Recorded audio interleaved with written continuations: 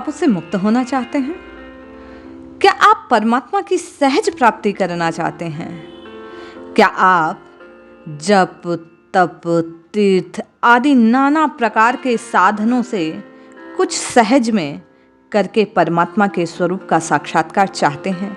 यदि हाँ, तो आइए पद्म पुराण की एक कथा का श्रवण करते हैं जो समस्त पापों का नाश कर परमात्मा की प्राप्ति सहज में कराने वाली है। जय श्री हरि। पूज्य गुरुदेव के चरणों में बारंबार प्रणाम। कहा गया, प्राचीन समय में कोई नरोत्तम नामक एक ब्राह्मण रहता था। वह अपने माता पिता का तिरस्कार करके तीर्थ यात्रा के लिए निकल पड़ा। अनेक तीर्थों में घूमने के पश्चात उस ब्राह्मण के गीले कपड़े प्रतिदिन आकाश में उड़ते हुए सूखने लगे। तीर्थों के यात्रा के प्रभाव से उसे ऐसी सिद्धि प्राप्त हो गई।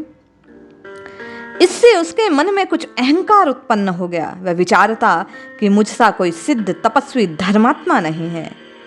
एक बार वह मन में इस प्रकार विचार कर रहा था कि एक बगुले ने उसके मुंह पर अपशिष्ट डाल दिया।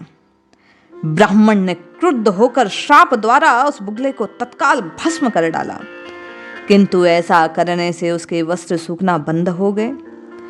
अब वह ब्राह्मण उदास रहने लगा।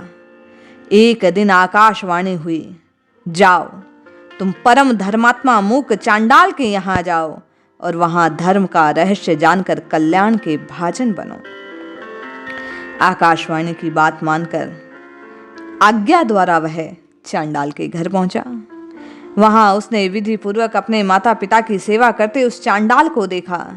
ब्राह्मण ने जब चांडाल से धर्म का रहस्य जानना चाहा तो उसने आकाशवाणी का हवाला देकर कहा कि जाओ प्रतिव्रता के घर जाओ। मार्ग में उसे ब्राह्मण वेशधारी परमात्मा मिले। उन्होंने उसे परमात्मा पतिव्रता महिमा की भारी कथा कही। आगे चलकर परमात्मा अंतर्ध्यान हो गए। पतिव्रता ने भी बगुले की बात की घटना को बताकर उसे तुलाधार वेश्य के घर जाने की बात कही। तुलाधार ने उसे अद्रोहक संत के यहां भेजा। रास्ते में फिर परमात्मा उसे मिले और नाम की महिमा बताकर पतिव्रता और मांडव्य मुनि की कथा कहने लगे। परमात्मा कहने लगी कि समस्त पापों से मुक्त होने का यदि कोई साधन है तो वह नाम है। भगवान नाम का जप करने से जीव समस्त पापों से मुक्त हो जाते हैं। स्वयं श्री हरि कहते हैं, जो मनुष्य गृहस्थ आश्रम का परित्याग करके मुझ में मन लगाकर प्रतिदिन मेरे गोविंद नाम का स्मरण करता है, उसके सारे पापों का नाश हो जाता है।